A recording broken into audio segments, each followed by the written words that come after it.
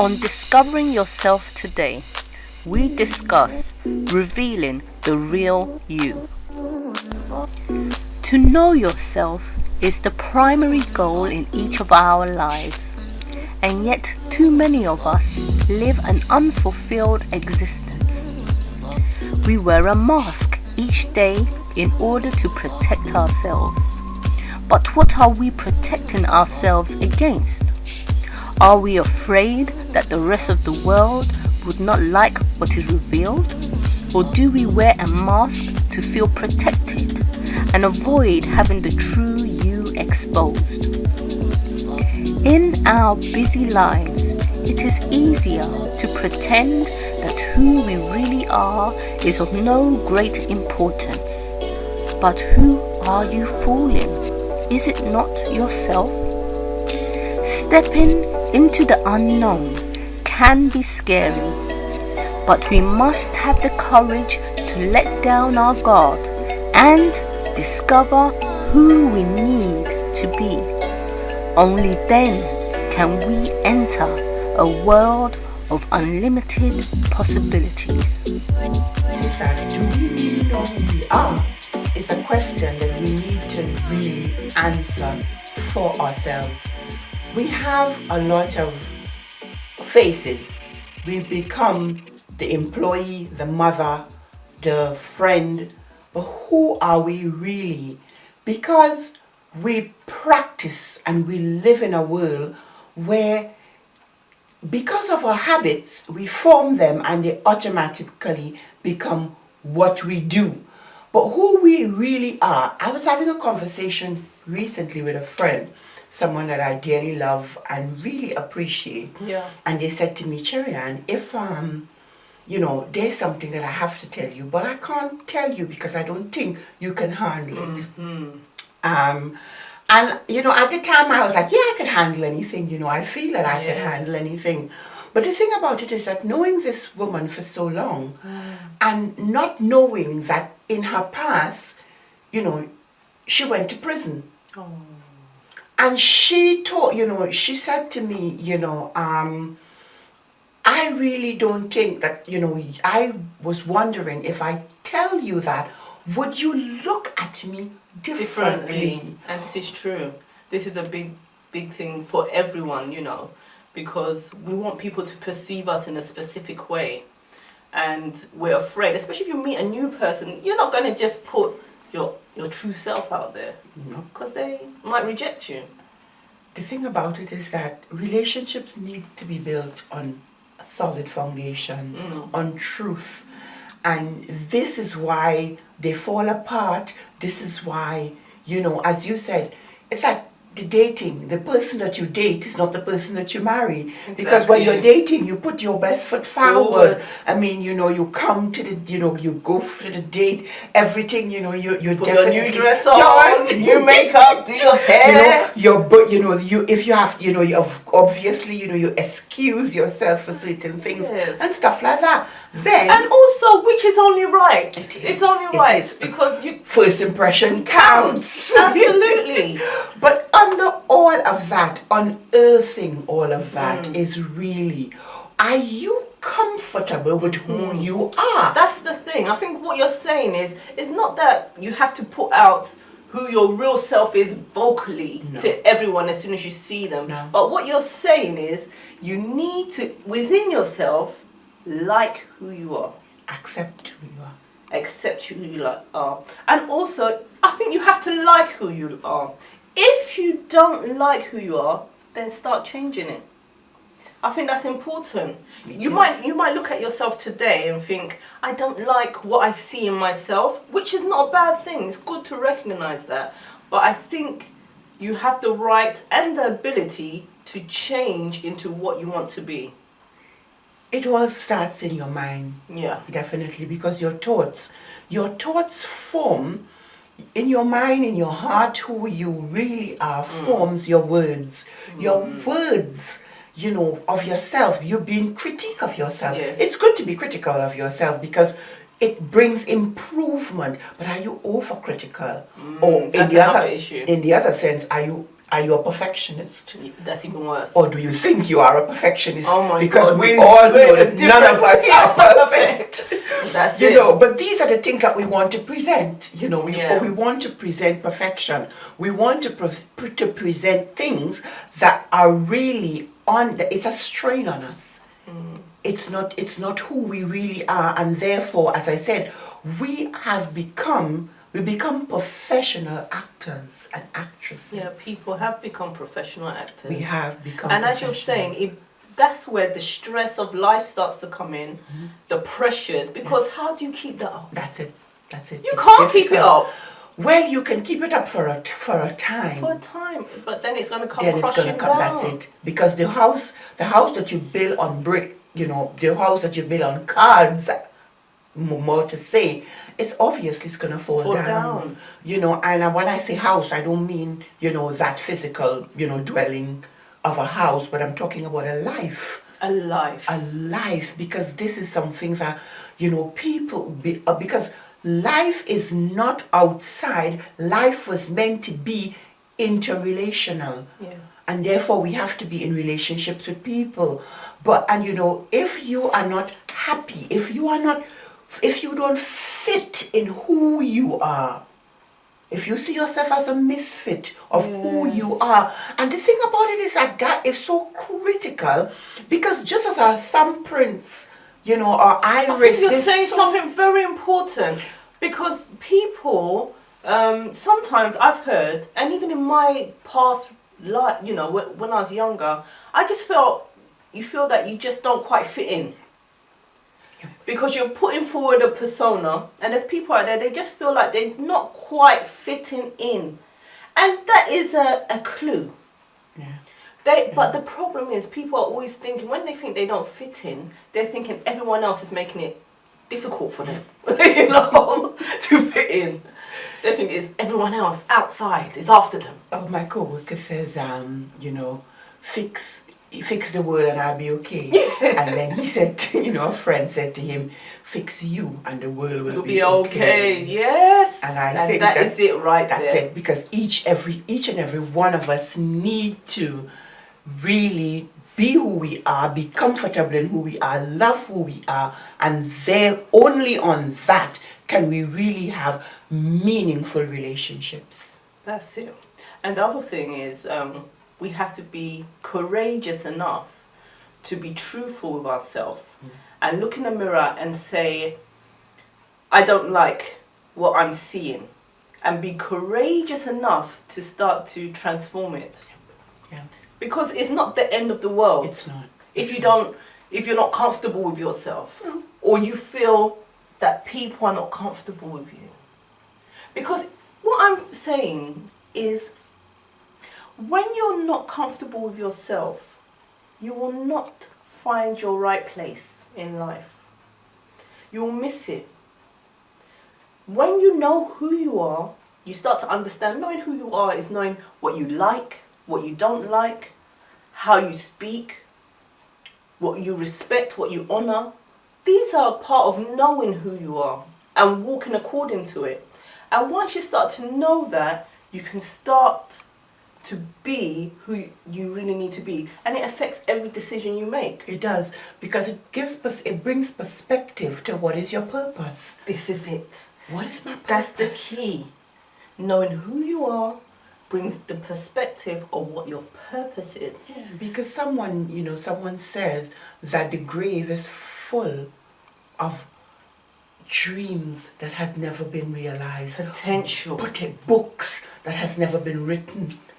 You know, things for mankind would have been better off had their ideas, had their purpose be realized. Yeah, and it's impossible to realize that purpose if you don't know who you are. The true you. You might think you know, and you might be on totally wrong path. And then you'll be wondering, I'm doing all these great things, but I'm not fulfilled. No. You cannot be. That void is still there. The void is there. That void is there. Because that is it, at the end of the night, at the end of the day, you are alone with yourself. Yes. And then you're empty. You know, all of your relationships are just formalities. They're formalities. They are formalities. You know, you continue. You know, I can, you know, personally, there are times that in my life, because life I live in stages and it's seasons, sometimes I know that it's like I'm not even there. I'm standing, looking at me. You know, you come from work, you know, you make your dinner, you make dinner for the family, everybody has dinner, you know, the dishes are stacked, you know, everything, you go to Routine. that's it. Routine. The route, you know. And it's part of life as well. It is, because there's, you know, obviously those are habits, those are things, Yes. the mundane that The has to mundane. be done. Yes. But you can really look and see, I am not there, I'm just doing it. Yes. I'm just doing it for the sake of doing it, because and then you think to yourself, you know, if I'm not, it's like I was saying to, you know, again, I was saying to my coworker, I said, you know, if I'm not here, it would go on. Exactly. And sometimes I think really we need to pull ourselves back and remind ourselves of that. Life still goes on. It will go on. It will. You will be missed. Yes. You will. Some people won't. You will be a memory in somebody's mind, Yes, but yes. life will go on. The sad thing about it is that it will continue without Yes. you. Yes. The to-do list will still get done. But still get done. But the issue is doing the right to-do list. Yes. Yeah. The to-do list that is part of your future. Yes. You know, Yeah. that has a purpose. Taking you into your purpose. That's right. You know, because we can all write down a million things to do. Yes. But firstly, we need to know, before we find the right purpose, we need to be truthful with ourselves, make a decision that we're going to discover who we truly are. Not pretend or put a mask on or follow somebody else that we like the way they look and we're copying how they're doing it. Oh, yeah. That's them. Yeah. Find out who we are. And you know what? Somebody said the other day, when you're tidying up a wardrobe, for example, you have to take everything out. It looks a disaster. It looks a complete mess before you can put it back in together, nice and back orderly. together. And sometimes your life, if you're going to do this work, be aware that everything is going to look chaotic, because you have to take everything out and then start rearranging back Bit by in bit, place. bit It by takes bit. time. Yeah. It takes time, it takes effort, and it really is, you know, it's wanting to really come to a place where, you know what, I'm really, because as you know, happiness and joy is totally two different things. Joy is that which is just, you know, it's just only inside of you. When you are joyful, people know it. Yeah. Wherever you go, your persona, you carry it with you. Yes. You know, but happiness is based on your circumstances. Yes. What's happening What's to you? happening to you? What at somebody that- said to you. That's it. You know, and it's so much, it's so different. And the thing about it is that people think that they are happy, but as I said, at night, so many, they cry. They, you know, particularly for women, you know, you just cry. And for us, obviously, that's our therapy. It works fine for us. Yeah, but sometimes. You know, you cry and you're fine. I mean, there's crying and there's crying. Oh, yeah. Like sometimes you have to just lay out. There's you lay crying. it out, But yeah. then there's that deeper crying where you're lost. Yes, well, that as well. That's what we're dealing with. Yeah. You know, Yeah. lost people, that lonely place that no one can touch but you and your God. Or if you don't believe in God, the greater force that you believe in. You know, there's a place in every person that only you and your God can touch. Do you know what I mean? And it's a special place. It is. It is. And if you really want to be who you want to be, you're going to have to touch it. You have to. It can be scary because some people don't want to know about all that. No. They don't want to know. There are some people that actually do not want to be real with themselves. No. They can't. What are they afraid of? That's it. They're scared of themselves. Wow! I mean, to be scared of someone is one thing, but to be scared of yourself, of discovering Yes. that Yeah, really. that you won't like what you see in yourself. Yeah. That's serious. It is. Wow. It is. So how does one get over that? That's the big one. That it is really a big one. You know, really. And I'm throwing you the question. The thing about it is that I am continuing to discover myself. True. All of us. I am discovering who, you know, what is real, what is not, what I can do with, what I can, you know, what I need to cut out, what I need to add in. You know, and it's a process. It's a painful process at times. It's a joyful process at times. It can be a horrifying process at times as well. But it's a challenge. It's a process that you need to challenge yourself to take. This is it. And really, this is what makes life exciting. It does. Because, you know, when you are presented with a challenge, you now have the option to run or to overcome. That's it. And that's where the beauty of life lies, in those challenges. And I think life really is about becoming the whole you.